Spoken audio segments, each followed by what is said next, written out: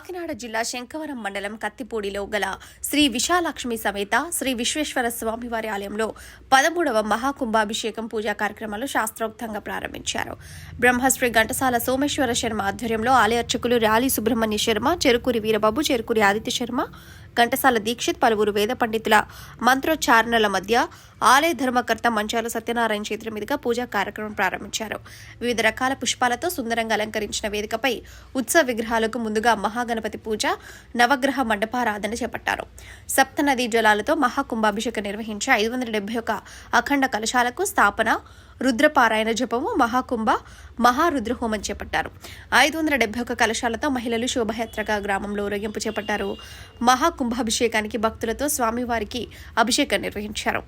ఆలయ ప్రాంగణంలో అన్న సమారాధన నిర్వహించారు. కార్యక్రమంలో సేవా సమితి సభ్యులు విజయ, చంద్రారెడ్డి, దుర్గారావు, కరణం సుబ్రహ్మణ్యం, చంటిబాబు మాస్టరు, సత్యబాబు, రమణమూర్తి, ప్రసాద్, కందా గోవింద్, రమణ మాస్టర్, రాఘవ తిరుపతిరావు, ధమ్ము బ్రదర్, సత్యబాబు, అధిక సంఖ్యలో భక్తులు, గ్రామ ప్రజలు తదితరులు పాల్గొన్నారు.